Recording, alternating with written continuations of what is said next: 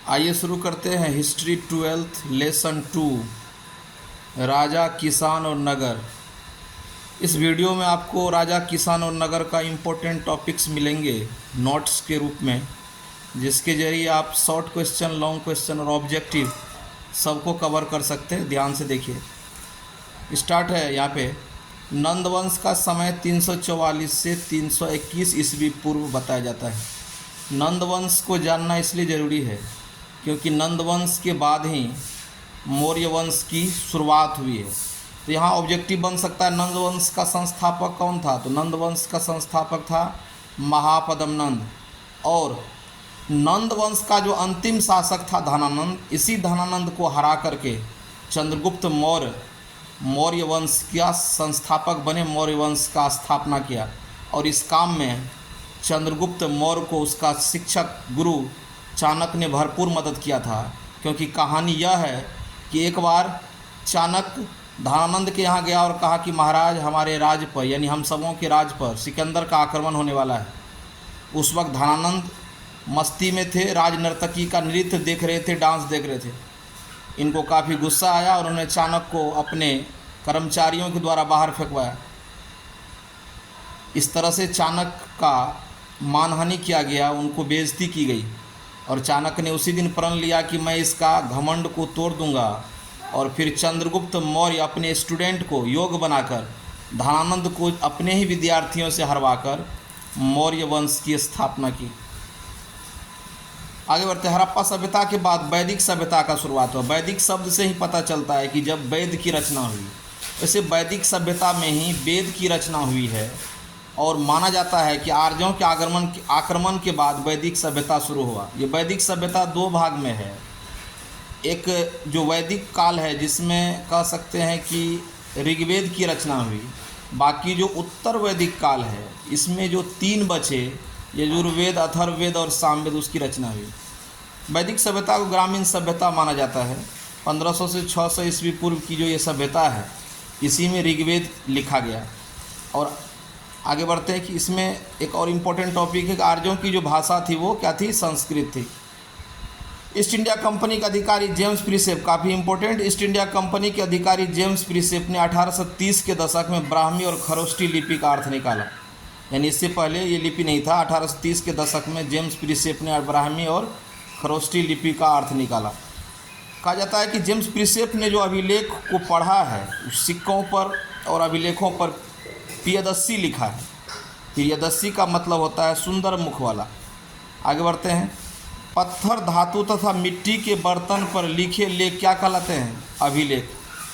प्राचीन अभिलेख प्राकृतिक भाषा में होती थी। ये प्राकृतिक भाषा क्या है, जैसे हम लोग गांव घर में अपने गांव में ठेठी बोलते हैं, यानी ऐसा भाषा जो आम जनता की भाषा हो, जो सभी बोल लें और सभी समझ सकें, उसी को कहा जाता है प्राकृत भाषा।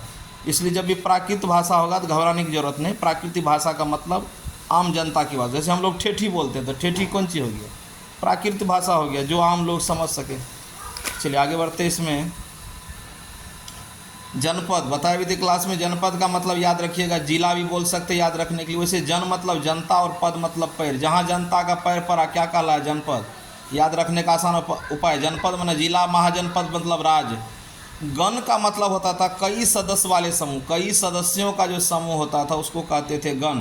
और संघ का मतलब क्या होता था, संगठन।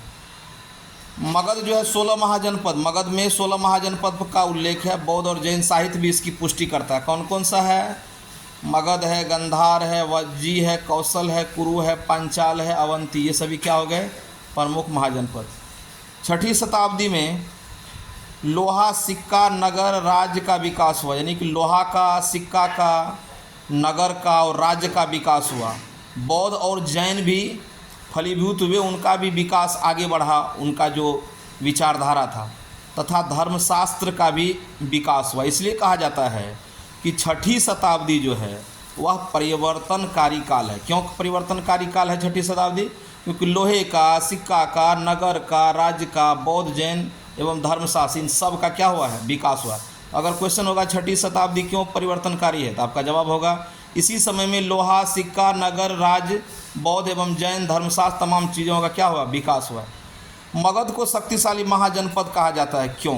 एक सवाल बन सकता है। तो इस आसान सा उपाय देखिए यहाँ पे, क्योंकि मगध की भूमि उपजाई थी, सिंचाई का जुगाड़ था, हथियार का, औजार का, खाद्यान्न, उस वक्त बिहार और झारखंड एक थे तो खाद्यान्न का भी जुगाड़ था, जंगल से हाथी प्राप्त होते थे युद्ध लड़ने के लिए, और गंगा नदी के रास्ते एक जगह से दूसरी जगह जाने की सुविधा भी थी, इसलिए मगध को शक्तिशाली महाजनपद कहा जाता था। आगे बढ़ते, बिंबिसार, अजातशत्रु तथा महापद्मनंद जैसे शक्तिशाली राजा भी इसी महाजनपद से थे। बिल्कुल सही, बिंबिसार, अजातशत्रु और महापद्मनंद सभी इसी महाजनपद से थे। तो स्वाभाविक है, इतने महान महान राजा होंगे तो मगध जो है शक्तिशाली होगा ही।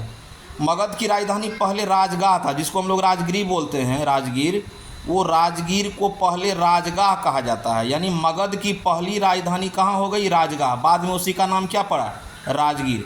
और अभी हम लोग इसको पटना के नाम से जानते हैं, पहले ये क्या था? पाटलिपुत्र था। तो इसमें भी क्वेश्चन बनता है कि मगध की पहली राजधानी कहाँ? राजगाह, जो बाद में राजगीर हुआ, और उसके बाद राजधानी कहाँ बनी? पाटलिपुत्र यानी पटना। अर्थशास्त्र के लेखक चाणक्य के 2-3 नाम हैं, याद रखिएगा। एक नाम कौटिल्य भी है उन्हीं का, विष्णुगुप्त भी है उन्हीं का, इस सब नाम से जाना जाता है। और याद रखिए कि यहाँ इंपॉर्टेंट चीज़, ये जो अर्थशास्त्र जो लिखा है चाणक्य ने, तो इस अर्थशास्त्र को देखकर ये मत समझिएगा कि अर्थशास्त्र का किताब, बिल्कुल नहीं। इसके अर्थशास्त्र का मतलब है राजनीति, यानी राजा का कर्तव्य क्या है, राजनीति के बारे में इन्होंने इसमें चर्चा की है।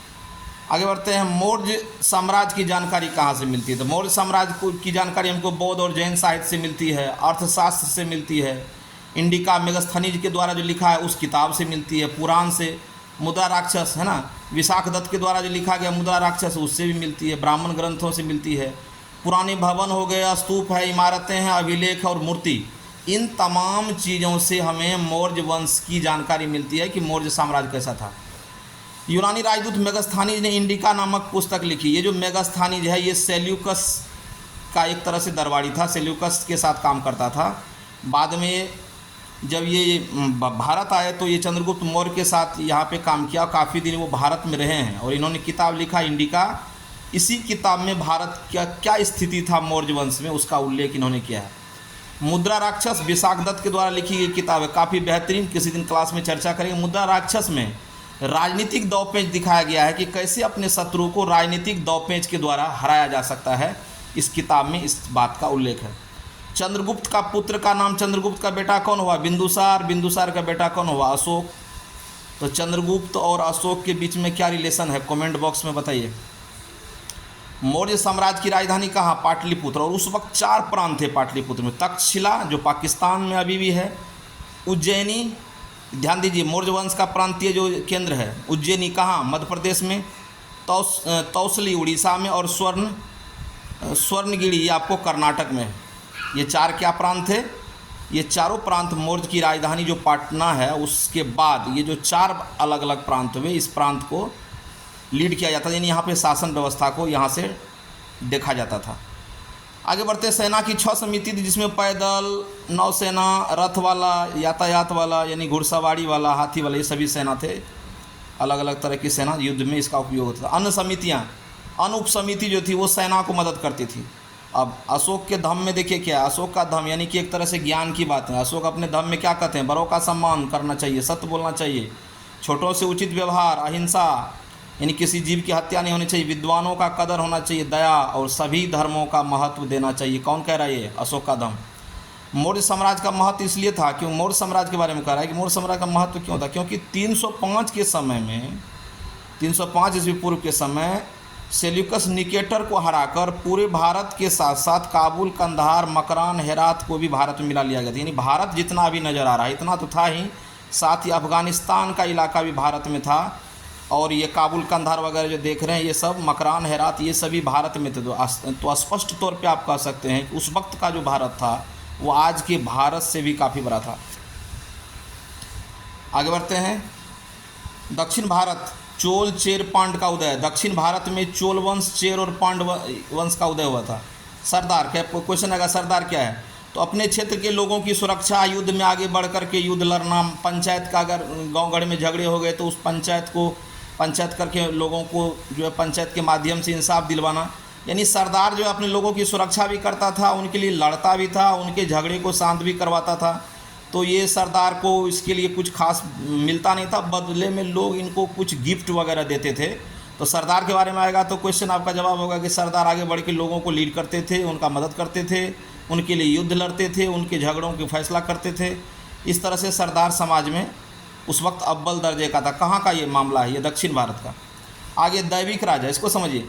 भगवान के मूर्ति के पास राजा अपनी मूर्ति लगवा देते, यानी वो लोगों को ये दिखाने का कोशिश करते थे कि हम भगवान का खास आदमी हैं, और वो भगवान के साथ साथ सिक्के पर एक तरफ भगवान तो दूसरी तरफ अपना भी मूर्ति यानी चित्र लगवाते थे। इस तरह से कहा जा सकता है कि ये वैदिक राजा जो यहाँ पे टॉपिक है, वैदिक राजा का मतलब राजा अपने आप को मूर्ति के माध्यम से और सिक्के पर अपना तस्वीर डालकर लोगों में यह संदेश भेजते थे कि हम भगवान के खास हैं। और इसका उदाहरण कुषाण राजा के द्वारा, कुषाण राजा के जो कृत्य हैं उससे देखने को मिलता है। अगला प्रयाग प्रशस्ति। इस पुस्तक यह पुस्तक समुद्रगुप्त के राजकवि हरिसेन ने लिखा। ये भी काफ़ी इंपॉर्टेंट क्वेश्चन है। प्रयाग प्रशस्ति के लेखक कौन? तो हरिसेन। हरिसेन कौन था? समुद्रगुप्त के दरबार में रहने वाले राजकवि। कहा जाता है कि समुद्रगुप्त एक भी युद्ध नहीं हारा, इसलिए उसको भारत का नेपोलियन भी कहा जाता है। गृहपति का मतलब क्वेश्चन आएगा, गृहपति क्या आता है? घर का मालिक, व्यापारी, सम्रांत व्यक्ति या घर पर नियंत्रण करने वाले, यानी अपने परिवार पर नियंत्रण। व्यापारी को भी कभी कभी गृहपति कहा जाता था। घर का मालिक, बाल बच्चा, पत्नी पर नियंत्रण रखने वाले भी गृहपति हो गए। यानी ऐसा क्वेश्चन आएगा, गृहपति तो पहले देखेंगे घर का मालिक, जैसे कि हमारे और आपका घर का जो गार्जियन होता है। व्यापारी को भी कहते थे, और कोई सम्रांत व्यक्ति है उनको भी कहते थे। भूमिदान, राजा खेती तथा समर्थक बढ़ाने के लिए भूमिदान करते थे। कहा जाता है कि राजा के साथ साथ लोग दूसरे व्यक्ति भी भूमिदान करके अपने महत्व को बढ़ाते थे। राजा भूमिदान करता ताकि उनके समर्थकों की संख्या बढ़े। दानात्मक अभिलेख, इसमें दान देने वाले का नाम होता था। दानात्मक अभिलेख में जो व्यक्ति दान देते थे उनका नाम पता होता था।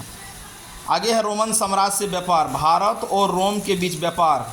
भारत के काली मिर्च, कपड़े, जड़ी बूटी की मांग रोम में काफ़ी होती थी, इसलिए रोम और भारत का व्यापार काफ़ी अच्छे तरीके से आगे बढ़ा।